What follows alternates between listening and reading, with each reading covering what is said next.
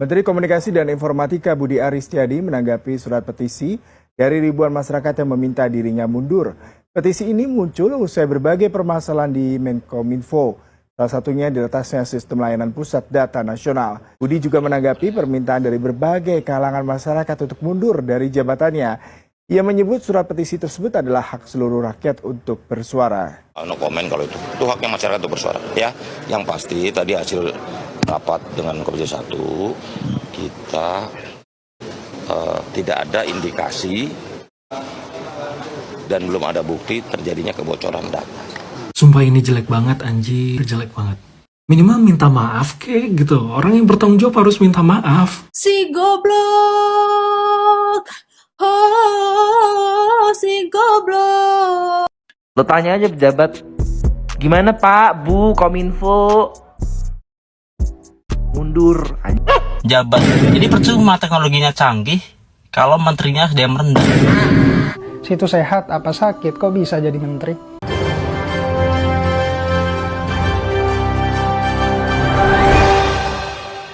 Assalamualaikum warahmatullahi wabarakatuh. Budi Ari, Menteri Kominfo, digoblok-goblokin dan dibego-begoin sama netizen. Jadi netizen menilai ketua Projo ini sudah tidak bisa kerja dan tak tahu malu lagi, tidak mau mengundurkan diri dari Menteri Kominfo di saat Pusat Data Nasional kemarin kita lihat diretas oleh hacker sampai meminta tebusan mencapai 8 juta US dollar. Dan yang lebih memalukan lagi dan mengecewakan lagi yaitu Kementerian Kominfo yaitu Budi Ari dan masih melakukan pembelaan dan mengucap bersyukur di depan anggota DPR RI kemarin di saat melaporkan yaitu Pusat Data Nasional diretas oleh hacker. Dan netizen menganggap bahwa Budi Ari tidak mau bertanggung jawab atas peretasan Pusat Data Nasional. Sampai Projo pun menyalahkan bahwa yang menyerang Budi Ari dianggap bahwa bagian dari residu kekalahan Pilpres. DPP Projo kali ini bermaksud menegaskan beberapa hal sebagai berikut.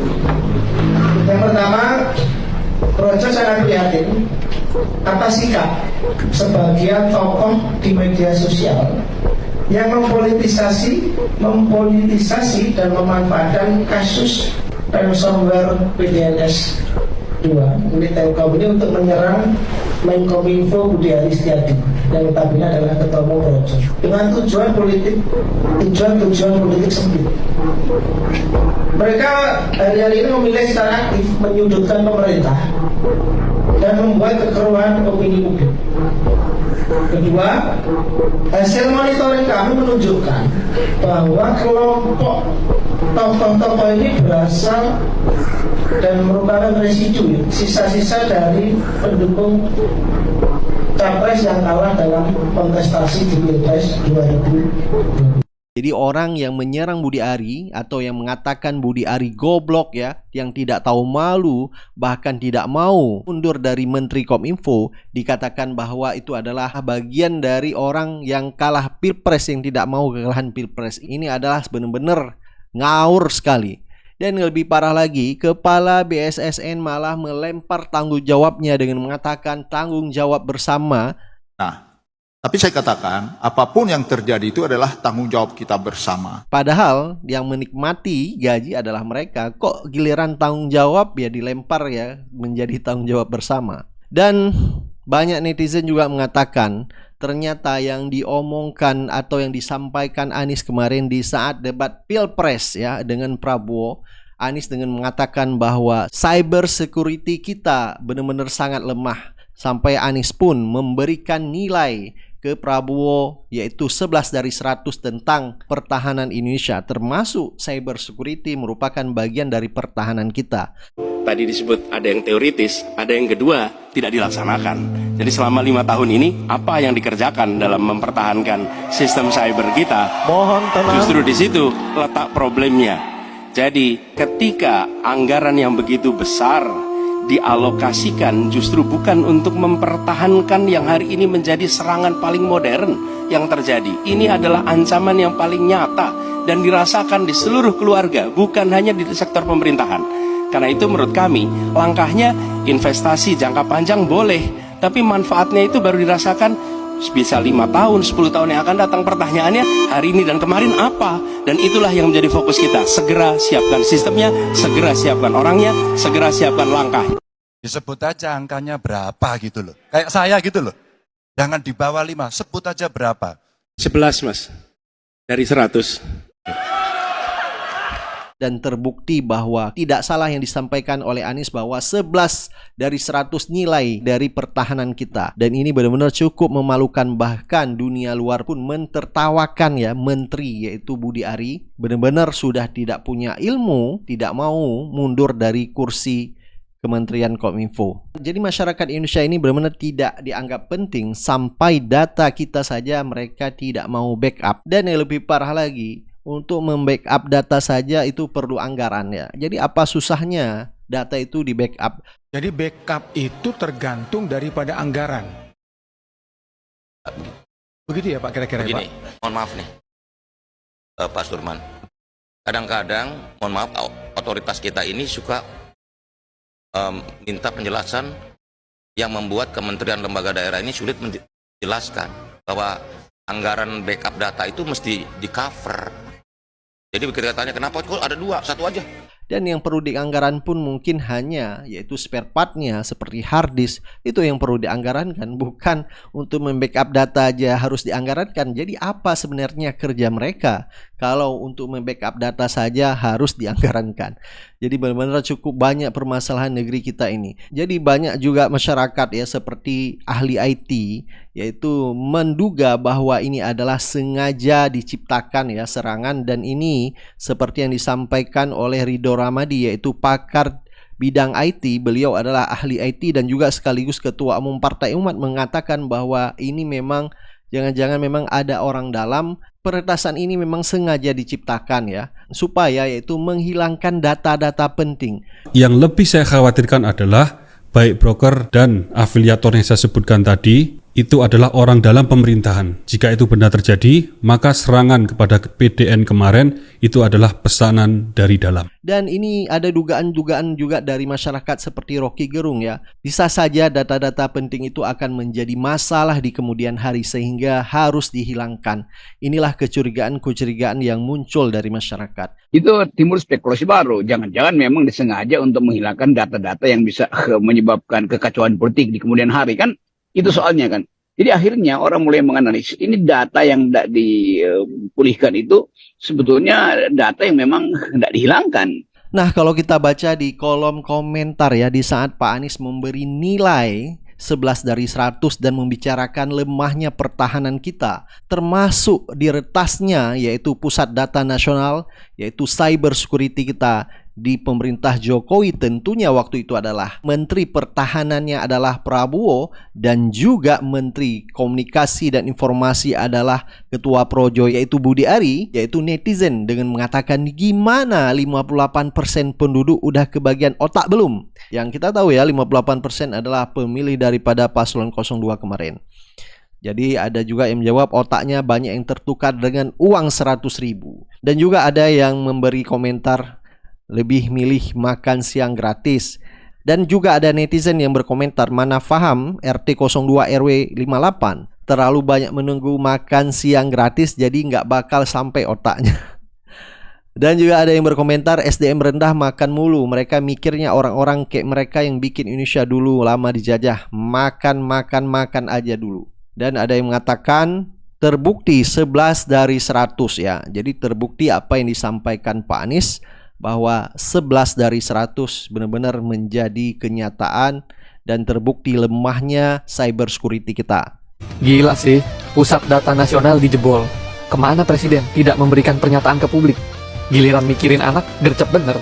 Pak, negara kita ini sudah ditelanjangi secara brutal. Kok kayak nggak ada urgensinya banget gitu loh sebagai kepala negara? Imigrasi sampai tumbang, padahal itu pintu gerbang yang dilihat mata dunia. Memalukan. Makanya jangan cap-cip-cup tunjuk orang di jabatan penting, Pak. Bapak kemana-mana kalau pidato kayak yang paling bener aja masalah high-tech. Seminar-seminar PNS sempat tuh ngomongin metaverse. Pucuk pimpinan masih otak disket. Diketawain Pak sama Malaysia. Masih mau bilang investor nggak mau masuk karena banyak yang demo. Ampun dah. Sumpah ini jelek banget anjir, jelek banget. Minimal minta maaf kek gitu. Orang yang bertanggung jawab harus minta maaf. Dampaknya ke 239 instansi loh. Operasionalnya keganggu. 47 domain layanan Kemendikbudristek, KIPKA, beasiswa, perizinan. Holy shit. Sri Kandi, PUPR mau ada tes tertulis jadi nggak bisa. Bandara ngantri, chaos, layanan imigrasi, verifikasi data PPDB. Masih banyak lagi gitu, thanks to Bang Ardian gitu udah ngerangkum. Sampai ada 21 poin anjir. Itu tuh yang dirangkum dari berita ya. Belum yang gak dirangkum anjir, lebih banyak gue yakin. Udah diingetin sama banyak orang, perhatiin cyber security-nya juga gitu. Kita kan udah di era digital ya, kita udah sama-sama tahu gitu. Kalau mau ngancurin negara, itu nggak usah pakai senjata lagi. Udah pakai permainan IT, rusakin sistem pelayanannya. Ujung-ujungnya bisa chaos, sumpah, bisa riot. Orang-orang bisa marah, sekarang pun udah marah, gue marah banget. PPN naik 12%, PPN naik 12%, balik lagi ke kita. Hasilnya gini anjir. Dan yang bikin gue speechless, gak semua data ada backupnya. Anjir, gokil. Gini deh, kita aja yang gak jago-jago banget gitu ya. Kalau main game Harvest Moon, The Sims, itu inget nge-save game anjir. Takut hilang data, ini data nasional. Holy shit. Jelek ah, 11/100. Nih kan yang kalian tunggu-tunggu, pemerintah tidak bisa pulihkan data PDN yang diserang ransomware. Gue ngeliat berita-berita dari negara gue tuh makin hari makin kasihan lo tau. Makin hancur. Makanya kalau goblok gak usah jadi pejabat. Nah terus gue ikutin lagi tuh perkembangannya. Mohon maaf ya guys, gue baru bangun tidur soalnya. Terus lo pada ngoprak-ngoprak gue untuk tolong dong tanggapi untuk yang data breaches itu. Ya gue juga lagi nunggu gitu. Dampaknya apa aja sih setelah data warga negara Indonesia ini bocor. Nih salah satunya ya, BRI aktif blokir ribuan rekening terindikasi penampungan judi online. Hayo lo. Data lu dipakai untuk judi online tuh, buat pinjol juga tuh ntar, hayo lo. Yang salah siapa? Pejabatnya. Yang kena dampaknya siapa? Rakyatnya. Makanya kalau ada pemimpin goblok jangan dipilih. Terus ini ada lagi. Seluruh layanan eksternal pajak tak bisa diakses hari ini tanggal 29 Juni 2024. Terus ntar kalau nggak bisa diakses, orang yang mau bayar pajak, gimana nih? Nggak bisa bayar, bagus, nggak bisa bayar, seneng. Ntar habis itu dianggapnya telat bayar pajak, kena denda, mampus yang ada. Rakyatnya juga yang kena dampaknya. Yang bikin perkara pemerintahnya tuh. Emang, aduh, keluar deh, resign. Jadi warga Indo tuh gak sedianggap itu lo tahu. Makanya lo pada jangan terlalu heboh, jangan terlalu fanatik. Udah gue bilang, mending pikirin diri lo sendiri gitu. Ya, pikirin diri lo sendiri deh. Sekarang mungkin orang pada bilang, oh apa sih data apa sih, kan gue juga nggak ada privasi apa-apa. Data bank lu, data pribadi lu ntar dipakai untuk pinjol, untuk judi online. Aduh, mikir makanya sekolah deh. Gue nggak mau ngasih solusi apa-apa deh, gue nggak bisa ngasih solusi apa-apa. Terserah, lo tanya aja pejabat. Gimana Pak, Bu, Kominfo? Mundur. Nonton rapat Komisi 1 DPR RI sama Kominfo sama BSSN. Bener-bener devisi makin lu tonton makin emosi. Kita harus memonitor traffic yang ada. Kita membuat standar untuk mereka. Jadi tugasnya BSSN hanya monitoring seperti patroli aja? Ya bisa seperti itu. Jadi kerjanya cuma patroli nih? Yang benar, sama bikin standar keamanan. Berarti standar keamanan sekarang nggak cukup dong?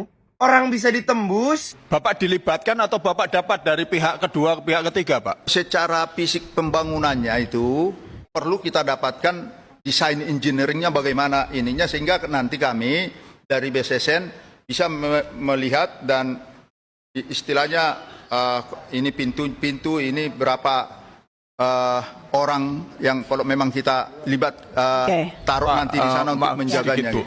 Bentar. Kok jaga orang di pintu? Bentar, gue lagi mikir. Ransomware sebenarnya masuknya lewat mana sih? Lewat pintu fisik atau interaksi digital? Udah, gue yakin aja kalau bapak-bapak ini lebih ngerti soal pertahanan siber dibanding gue. Tapi kalau misalnya boleh, gue mau ngasih saran nih. Kalau boleh, biar kata nggak didengerin juga. Kan udah beberapa kali ini kebocoran data dijual terus sekarang kena ransomware nih. Di samping ngeberesin masalah ini nih, gimana kalau lu bikin tempat pelatihannya? Tempat pelatihannya adalah website dan pusat data nasional. Kayak yang dilakuin sama Google. Jadi bug hunter ini disuruh cari kelemahan dan celah di semua kementerian dan instansi pemerintah. Terus dilaporin. Kelemahannya di mana? Kan selama ini tiap kali ada yang bisa bobol ditangkap. Ditanya busuknya di mana? Yang bisa dikasih reward. Terus di pemerintahan nyari orang yang emang bisa ngerti untuk ngelawan ini semua. Jadi semua masyarakat cari celah, yang kerja di pemerintahan cuma tinggal nambel-nambel aja. Sampai kapan data-data kita tuh jadi taruhan? Bener bang ya, seperti abang bilang ya, seperti Google membuat sayembara supaya menerobos ya sistem cyber security Google ya.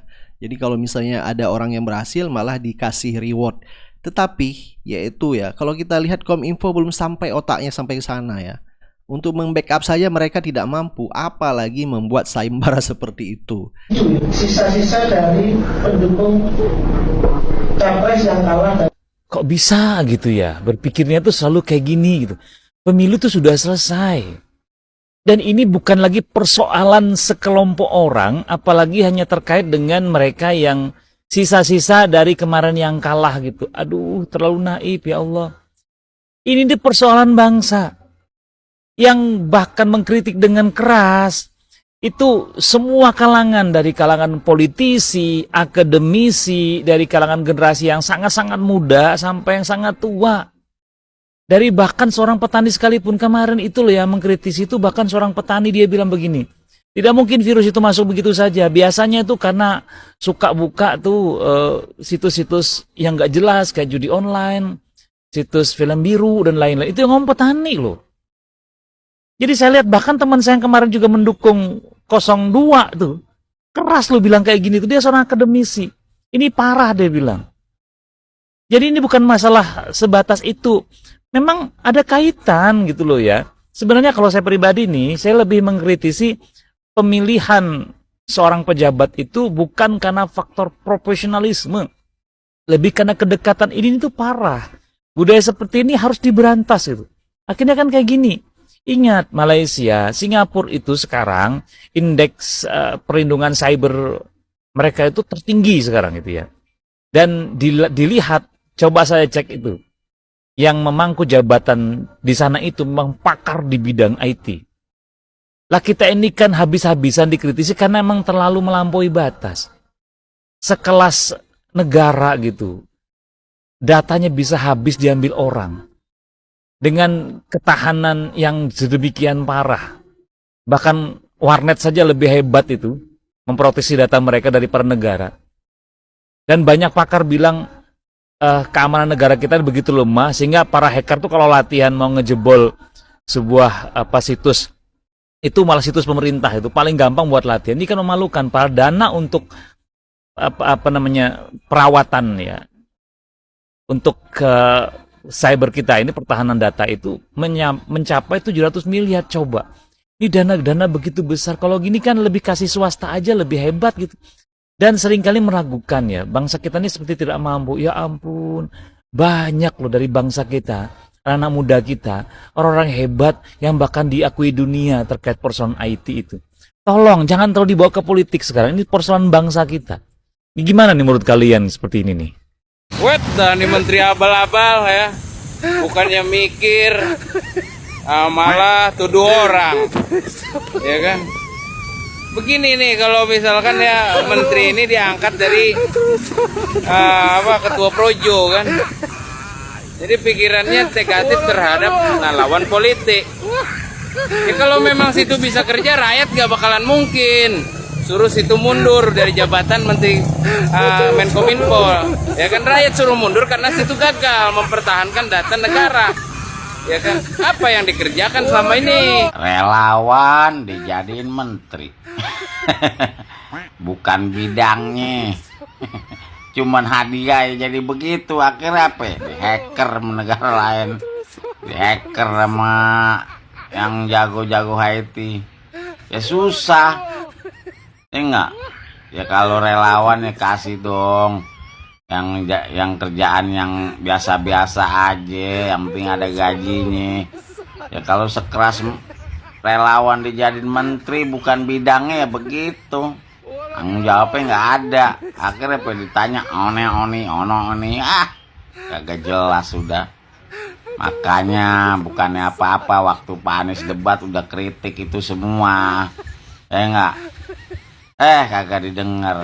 Sekarang lo rasain dah apa yang bagaimana sekarang ya. Kita menontonin aja, ya enggak? Kan gue bilang juga apa, kementerian paling gak guna itu ya Kominfo. Ini bukan kali pertama loh platform resmi pemerintah kena hack, boro-boro ngundurin diri. Minta maaf aja kagak. Sadar diri kayak gitu. Ini kan lagi diiniin. Ini kan lagi diiniin. Salah. Menurut gua nih ya, salah satu ciri SDM rendah itu dia nggak punya kesadaran diri. Dia menakar kompetensi dirinya sendiri aja nggak bisa. Dan masih pede gitu, jabat.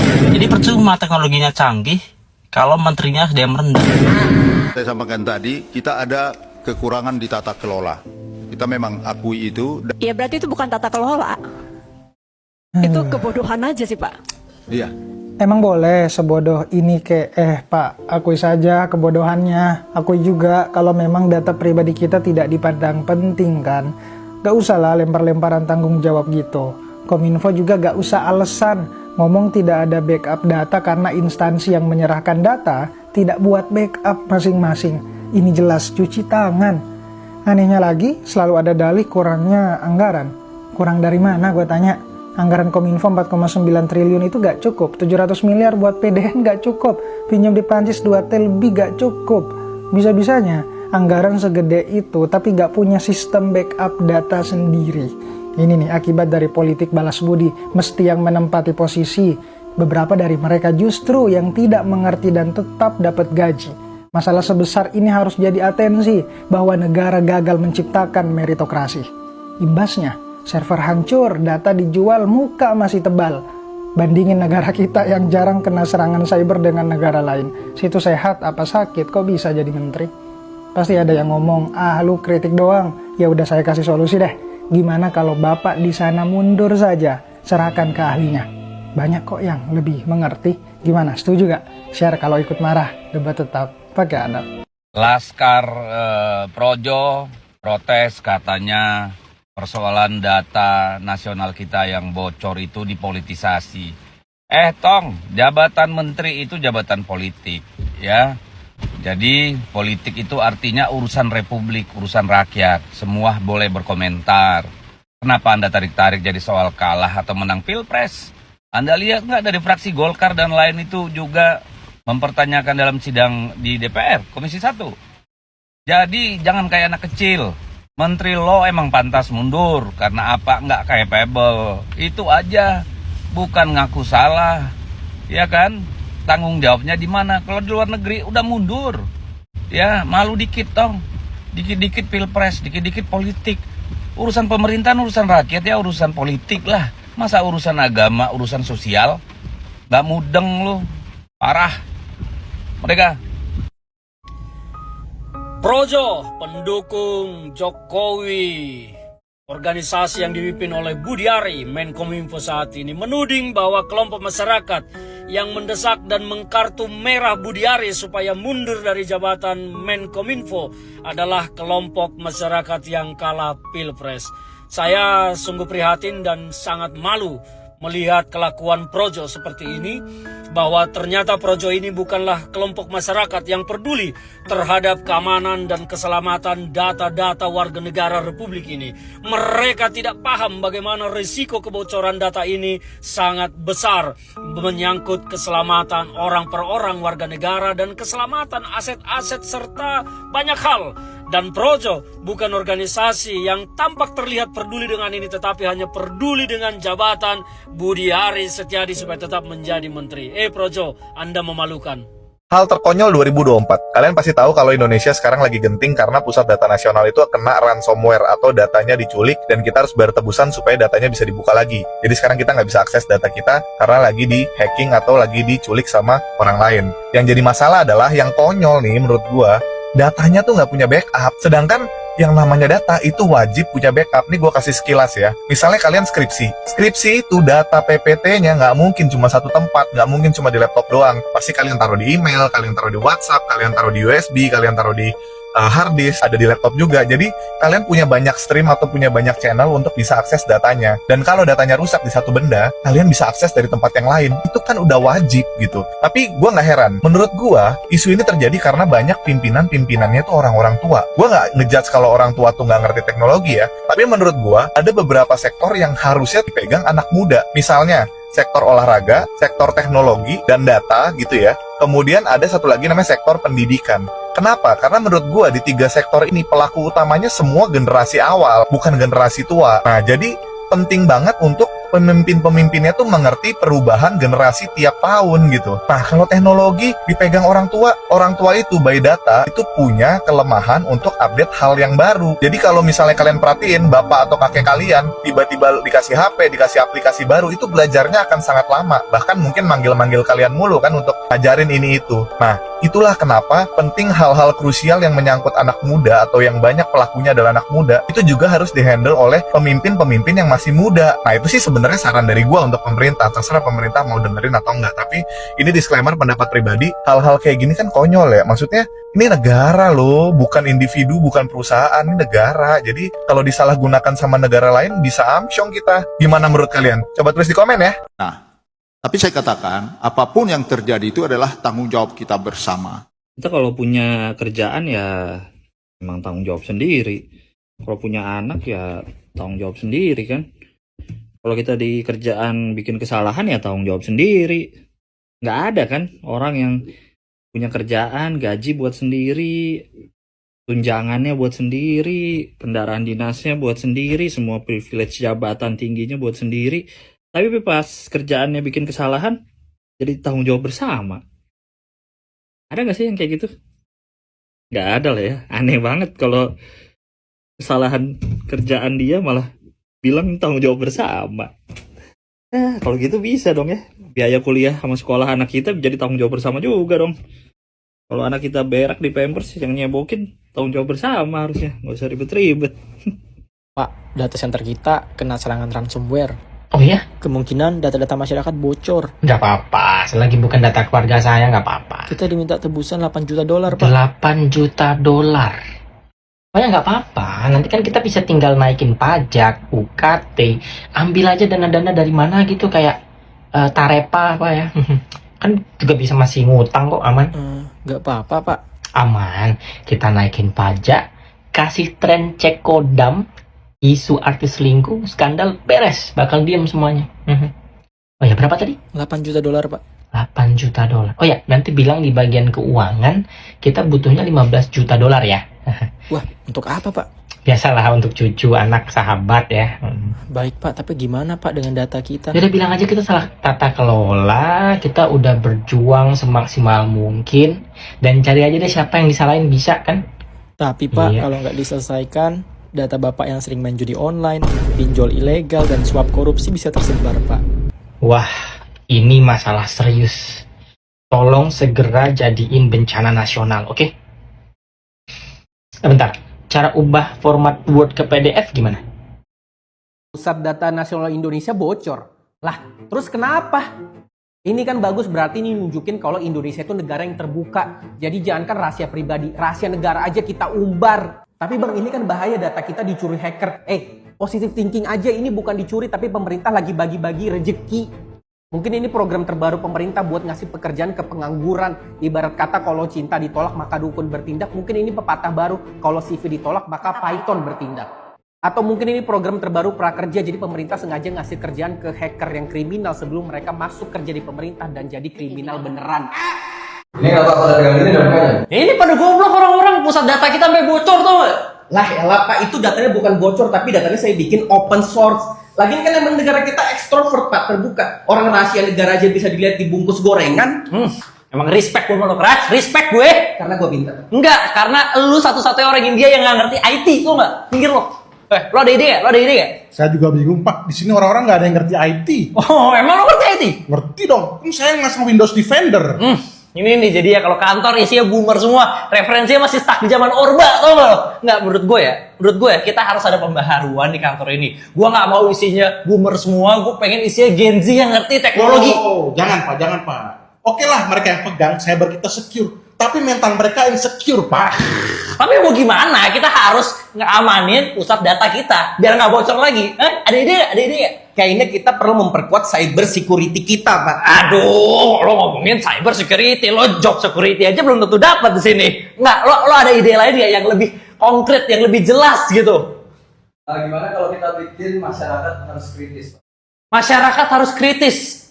Setuju, bener. Masyarakat harus kritis. Buat apa kita yang mikirin? Mendingan masyarakat yang mikirin masalah kita. Oke, yaudah kalau gitu bulan depan siapin hotel di Bali 10 hari yang paling mahal ya. Buat ngomongin ini, Pak? Enggak, buat gue jalan sama ani-ani gue. Ini saya ajarin nih orang-orang Kominfo ya, yang namanya server itu tinggal dicabut kabelnya, diputus wifi-nya, maka akses kita sepenuhnya terhadap server 100%. Ya nggak ada yang kemudian pas sudah dilakukan gitu benar-benar buta datanya nggak bisa ngapa-ngapain lagi nih, ini semuanya blank, nggak bisa mengakses datanya. Itu kayak anak kecil itu, dan kemudian mungkin juga menganggap publik itu anak kecil. Nggak kayak gitu. Ini saya ngomong belak-belakan nih di depan televisi ya. Kalau memang orang Kominfo berkeberatan ketemu saya gitu, silahkan aja utarakan apa yang mereka lakukan sudah benar apa enggak. Mereka nggak pernah melakukan backup. Kalau mereka sudah lakukan backup itu nggak perlu ada data yang hilang. Dan yang namanya ransomware, kalau kata orang Kominfo-nya dibilang, oh ini ada software kayak gitu-gitu. Ransomware itu kriminalnya, bukan softwarenya. Selalu dikomunikasikan kepada media-media itu adalah suatu software, ransomware gitu. Ini kan jadi kasihan media-media kemudian menyebar kepada masyarakat seolah-olah itu adalah suatu software. Enggak. Semua orang bisa melakukan pengerusakan, bisa melakukan intrusi kepada layanan manapun, ya. Nah, kemudian dia bisa melakukan mematikan, dia bisa mengambil data, dia bisa kemudian mematikan akses dan lain sebagainya. Tetapi sejauh mereka tidak bisa tidak melakukan permintaan tebusan, maka itu bukan ransomware. Mereka hanya melakukan sistemnya hanya dibikin down, udah ada exit yang kayak gitu. Tapi saat mulai meminta tebusan, nah ini baru dinilaikan sebagai ransomware.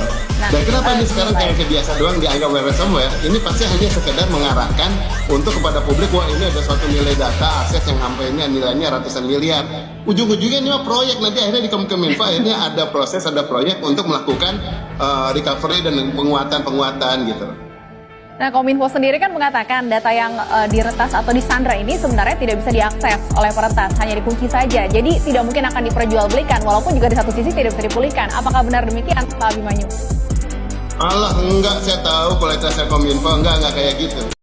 Server Kominfo dihack sama ransomware gara-gara pakai Windows Defender doang. Ini goblok banget ya. Pertama, kenapa security-nya cuma pakai Windows Defender doang? Windows Defender tuh bagus misalnya kalian buat jaringan sendiri rumahan, atau mungkin jaringan kantor udah lumayan oke. Tapi kalau kalian pakai Windows Defender buat melindungi keamanan negara, itu bodoh banget.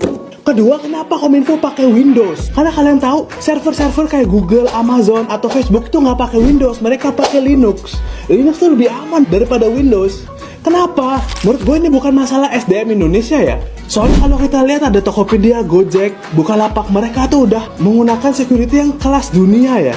Ini tandanya orang-orang Indonesia tuh udah jago masalah IT dan masalah programming kayak gini ya. Jadi ini masalah pemerintah doang. Memang cukup memalukan, cyber security pusat data nasional cukup lemah, dikritik oleh masyarakat maupun netizen pun dianggap adalah bagian dari kekalahan Pilpres, masih disangkut pautkan dengan politik. Tetapi tidak ada rasa permintaan maaf kepada masyarakat Indonesia. Datanya berhasil dibobol oleh hacker dan patut dicurigai bisa-bisa datanya pun bisa dijual di pasar gelap.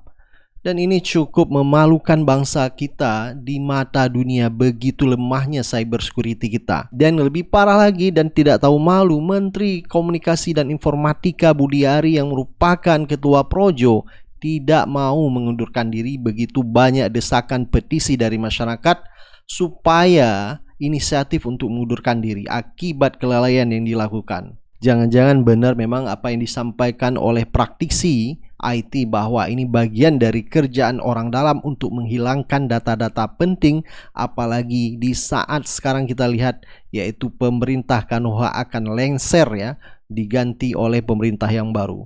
Dan ini bisa-bisa dugaan-dugaan masyarakat ini bisa saja terjadi karena ini akan membuat mereka khawatir ya, yaitu dosa-dosa mereka akan tercatat di data-data pemerintah sehingga ini akan terbongkar suatu saat nanti. Dan ini mungkin sudah direncanakan di kemudian hari, maka dilakukanlah. Baik, silakan Anda beri pendapat dan komentar Anda. Kita akan ketemu di video selanjutnya. Assalamualaikum warahmatullahi wabarakatuh.